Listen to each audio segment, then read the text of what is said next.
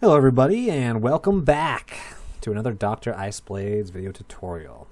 So today, Planetary Annihilation Beta came out, and the verdicts, it's freaking awesome. For those of you that don't know, a little bit of history behind this is it's actually being built by a lot of the guys that worked on Total Annihilation back in the day and Supreme Commander, which in my humble opinion were two of the most amazing and underrated real-time strategy games to ever hit the market.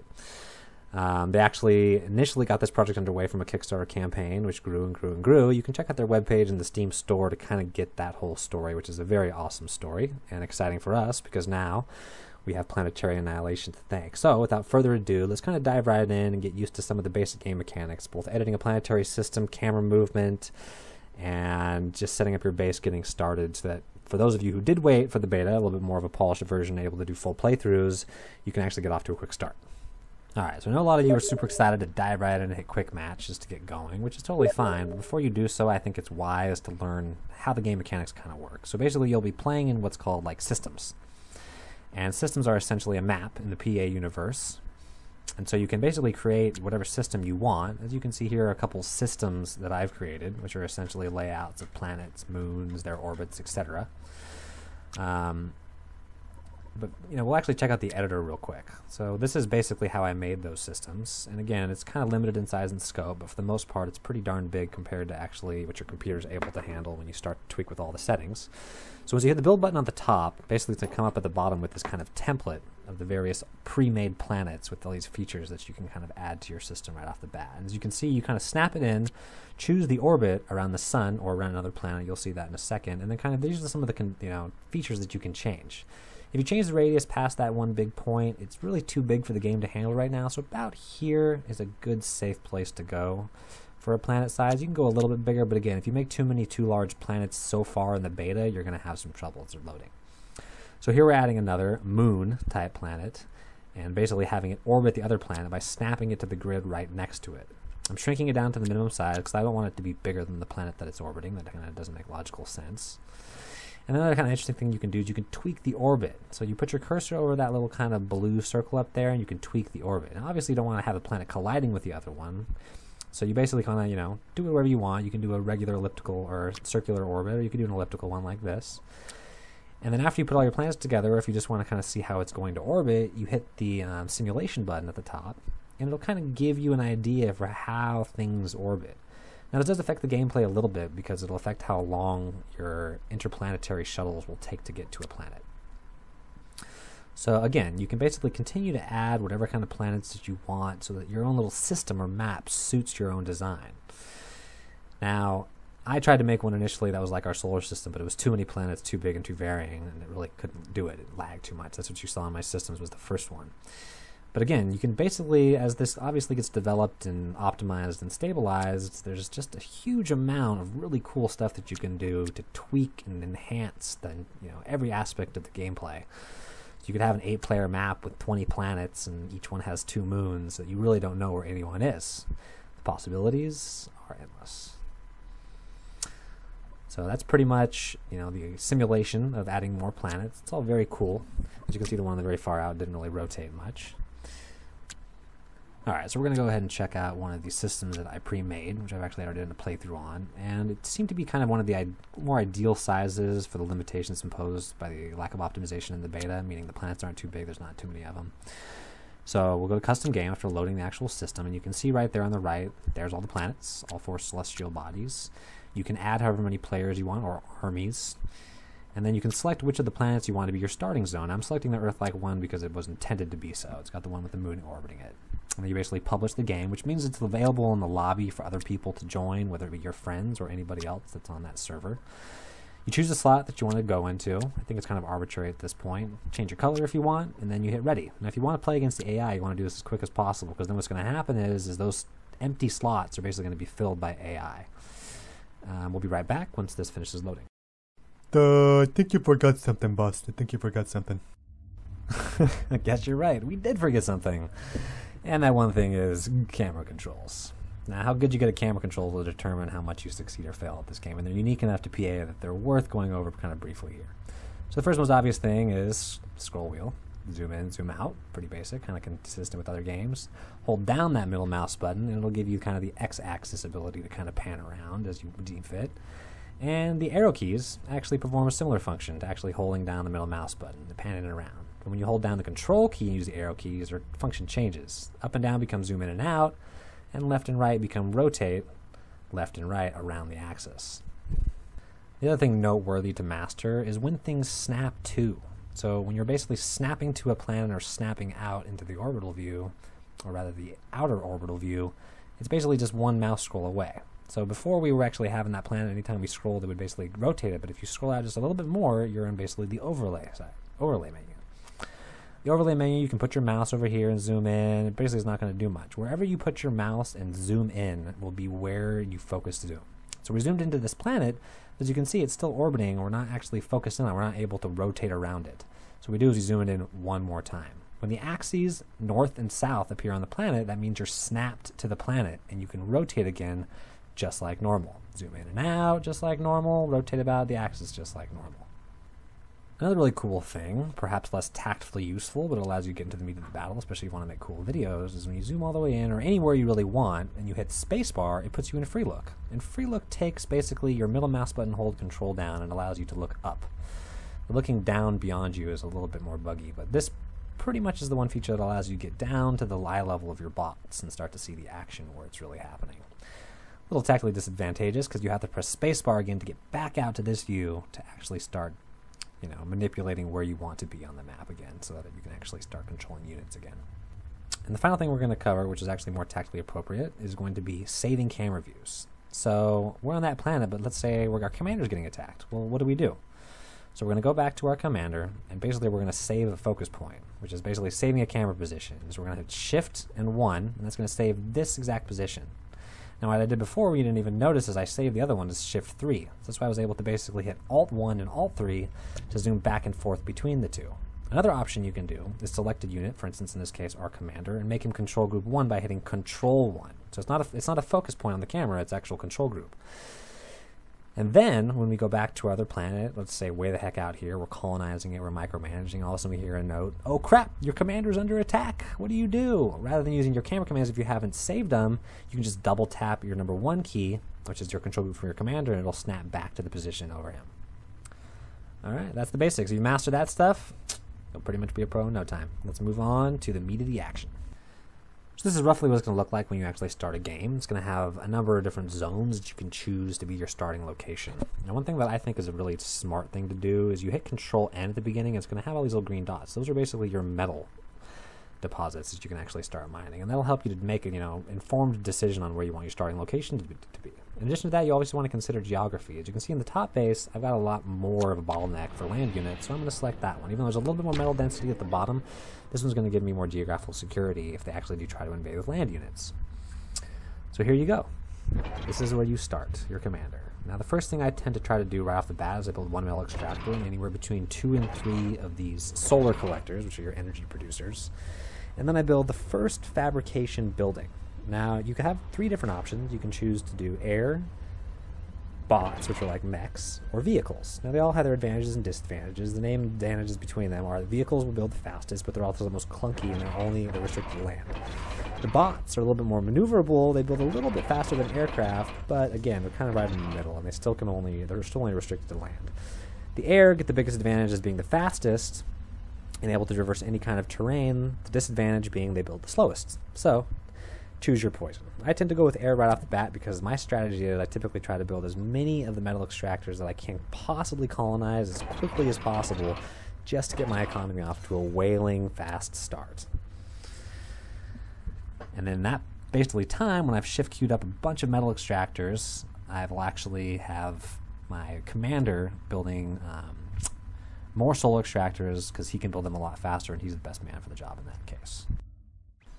So here we are at roughly the same stage in another playthrough with our aircraft finished. So basically at the bottom, after you selected it, you're going to see you can build fabs, scouts, and then some anti-air, and then some land bombers at your aircraft plant right off the bat. The first thing I usually do is either start to build fabs right off the bat or build a scout. Either way is an effective strategy. If you really want to scout out where your other players are, if you have a lot, for instance, it's probably a wiser decision. Since I'm just playing against AI, I'm just going to build some fabs and try to get that expanded my metal expanded as fast as humanly possible. And what I'll really do is I'll build 4 or 5 and I'll send them out on independent paths, just colonizing whatever kind of metal I possibly can so you get off to a really fast start and you're not being bottlenecked by metal right off the bat. So our first fab completes, and what I pretty much do, before I do anything, is I set up an array of surface-to-air missiles right around the metal site first. And that way, if they send out scouting planes to just go and take out your metal extractors, they're not totally just sitting ducks getting knocked out left and right. Now, the other option that I do sometimes is I send one out that just goes on a queued up mission to just plant the extractors, and I send one fab right behind him, basically building those arrays. It's up to you, and however you coordinate the timing obviously will determine your success or failure. But for the most part, that's a pretty effective starting strategy, is to actually build a little bit of defense around it. Now, if you're actually playing against humans, maybe putting a couple of laser towers, not a bad idea either. But for the most part, that'll get you off to an expeditious start so that you can really start to see some of the amazing things that this game has to offer.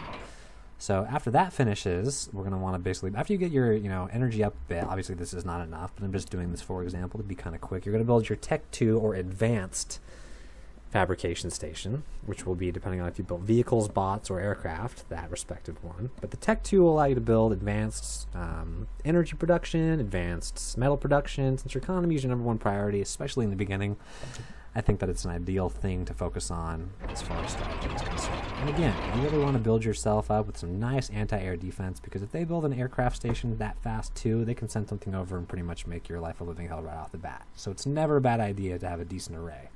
You're going to want to set up a nice perimeter, and eventually, if you follow this pattern, you'll end up with something like this. Now, this is a turtle game I played against 2 AI. One, obviously, got annihilated.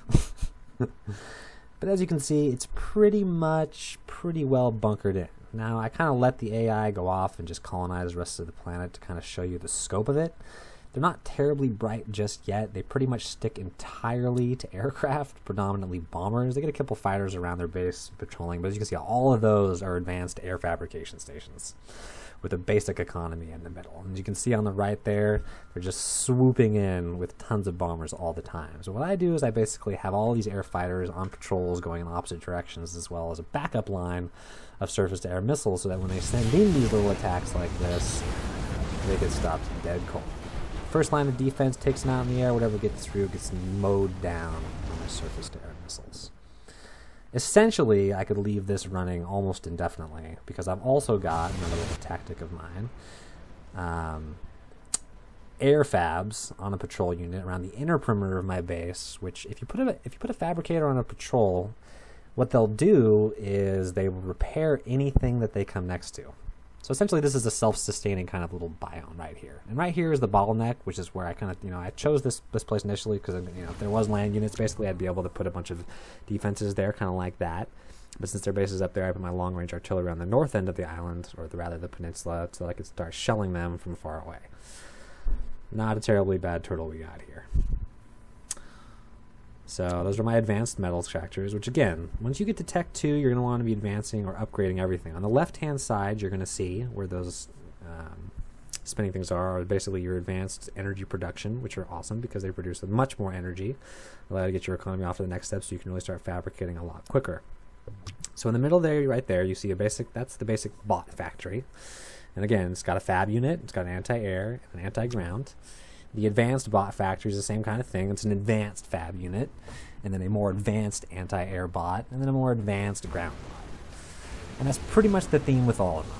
The same thing here with the vehicle plant. This is just a basic vehicle plant. It actually also has a scout unit. It's the first one. It's just a fast land scout, which the bots don't offer, but the air obviously does. And then the same thing with the advanced vehicle plant. You get a fab, a surface to land, or surface to air and a surface to land. And then again, here are my advanced factories. And the same thing with air, as we showed you before. So again, the 2 scouts come with the vehicle and the aircraft plant, but again, the K-bots get the advantage as being, medium in production speed and more maneuverable on land. So aircraft obviously build much slower, but they can go anywhere. So you kind of take your pick. And then finally, the advanced aircraft. This pretty much covers all of your basic units, with the exception of naval. So after you get your basic economy rolling, and then move on to an advanced economy. Once you get the advanced economy rolling pretty well with a couple storage things you can see on the right there, then you're going to want to basically move on to interplanetary colonization and travel, which is what this particular building is for. So as you can see at the bottom there, there's a number of different units. The one on the very bottom left is an advanced radar, which I was trying to find here. I couldn't. So what it does basically is it allows you to see a huge amount of space on your radar. Now you could think, the basic radar which you build in the very beginning covers a small territory. The advanced one covers a little bit bigger, and that one covers obviously the widest territory. There is one to the second from the right on the bottom there, which is even a little bit smaller than the one I built on the very far left, bottom left, but it's cheaper, so it's a little bit quicker to build if you really need just better radar that's not able to be targeted by any of the land or air units that are in the atmosphere. You need another orbiting unit to target an orbiting unit, so they're kind of in a safe place until other people get orbiting units. So if you get to that point faster, you kind of have a big advantage. Now, as you can see, that first radar that I built from the orbiting platform, I can see every single unit on this particular planet size's entire planet. Very handy. I can see where pretty much every single little thing that they have is on this entire planet with almost unobstructed vision. Now, to give you an idea of how much range a building has, because again, there's small, advanced, orbiting, and then super advanced orbiting satellites, you basically can select it like this, like I selected this turret. It'll give you that kind of red halo, which basically is you kind of look at you kind of scroll out, you can see that very faint red line. I think that's something to be worked on in the future. But it gives you an idea of how far that particular cannon will shoot, how much radius of that radar is, all that kind of fun stuff, which is really handy to know. So back to the orbital platform. So the next one you can build in the line is the only thing that's going to allow you to colonize planets. We'll get to that in a second. The third thing is this orbital suborbital jet, basically, which goes above the atmosphere but not too far outside to basically shoot down any other planes that are in that particular, for lack of a better word, plane, that sphere. Anything that you build within an air fab place or a land unit cannot shoot down something that's built to orbit the planet, like this.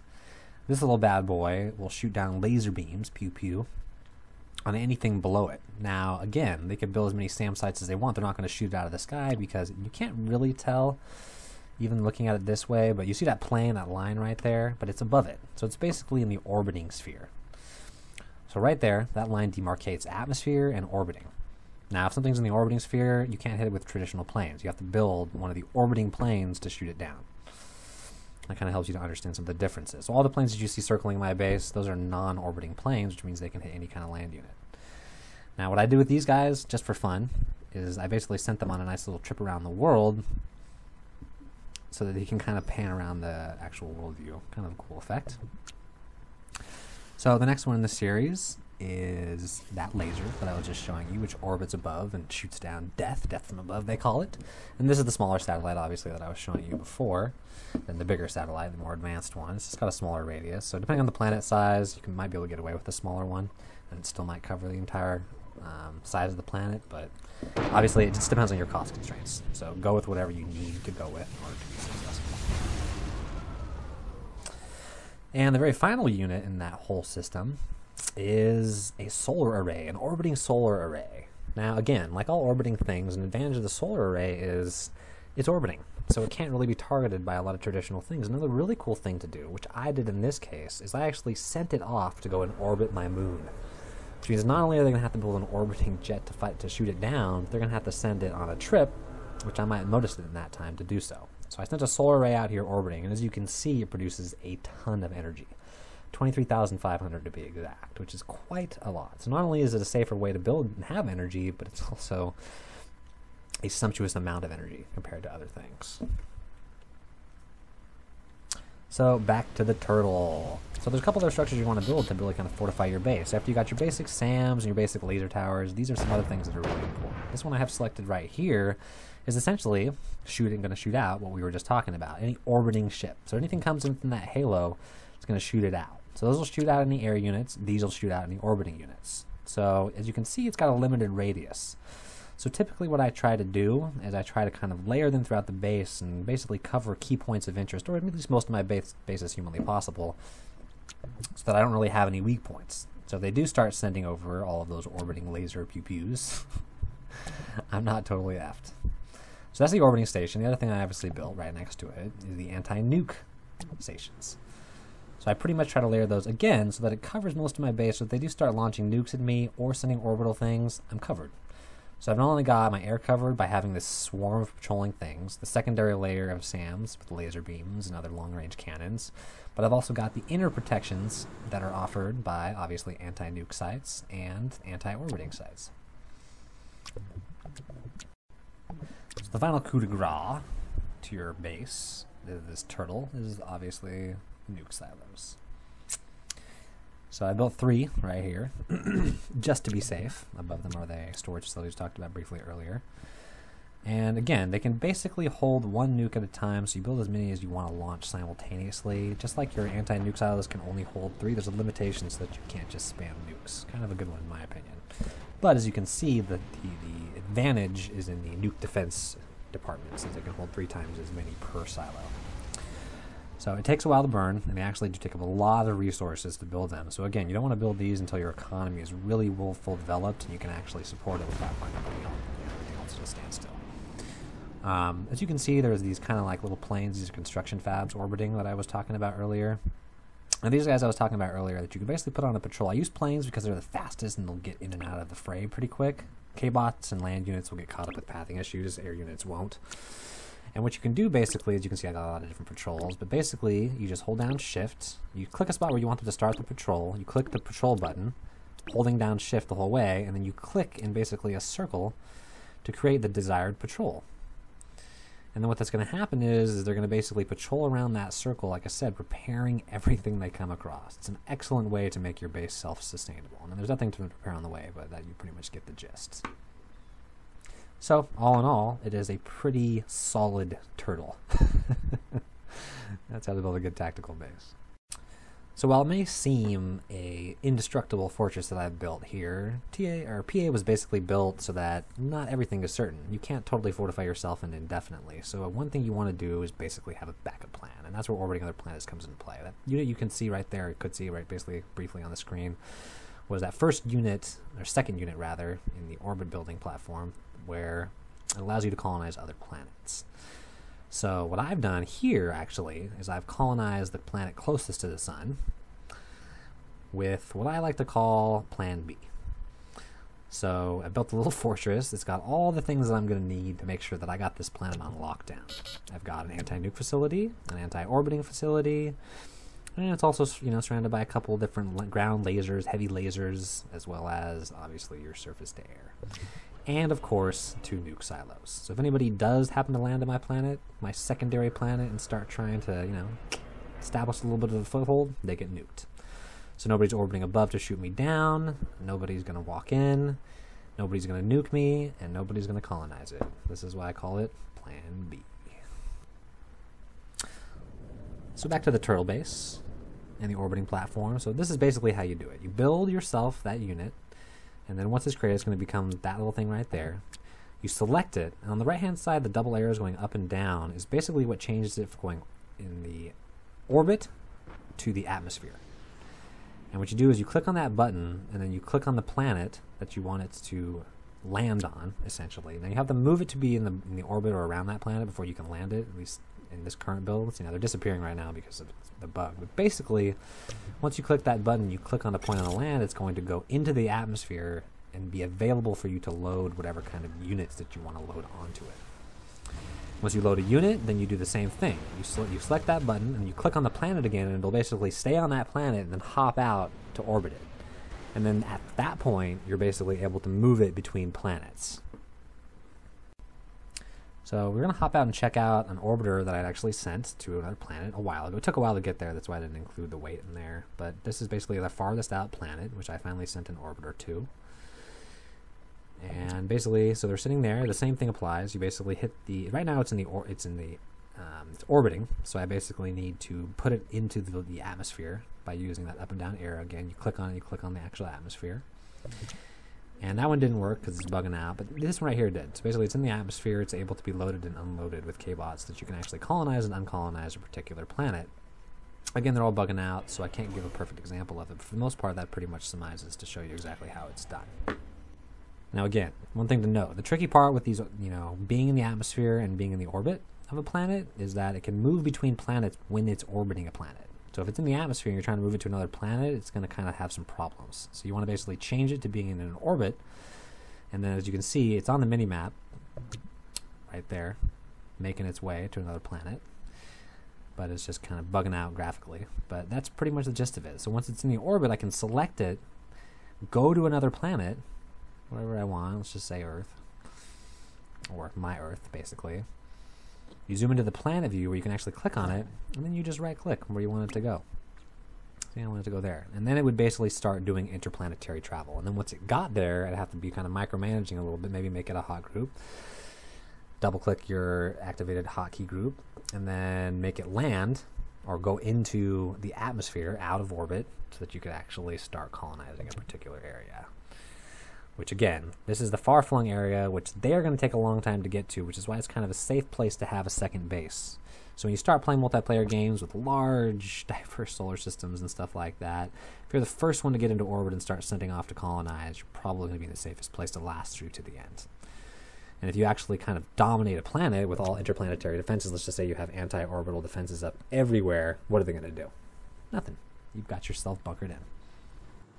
And again, the same thing applies before. When you're trying to choose a planet, hit Control-N so all these little green dots appear, and then choose the best location you're going to want to actually colonize so you get off to a good start. So we're going to finish off this brief tutorial by launching a nuke right into their main production area, just to give them a hard time. As you can see, it's all clumped up, which again, is kind of a tactical thing to consider when you're building your base and designing exactly your layout. It's nice to have things organized, but at the same time, don't leave yourself totally exposed to a nuke. And if you do, build a lot of anti-nuke silos. So this is already building another one. I've got them queued up, thankfully, so that when this one got launched, as you can see right there in the bottom, you used to be able to track these by selecting it and hitting T. You can't anymore, but that's no big deal. I can follow it myself. But basically, it'll create, as you can see, and I'm sure you've already probably seen some videos, some pretty serious devastation to their entire economy. Totally wiped out. So as you can kind of see, all the fabs stopped working. They're not building any more bombers to bomb the heck out of me, and then pretty much all that onslaught's going to stop. So the turtle can be effective, maybe when playing against humans, but again, always remember that you always want to have a backup plan, because nothing is impenetrable. And thanks for watching. Enjoy!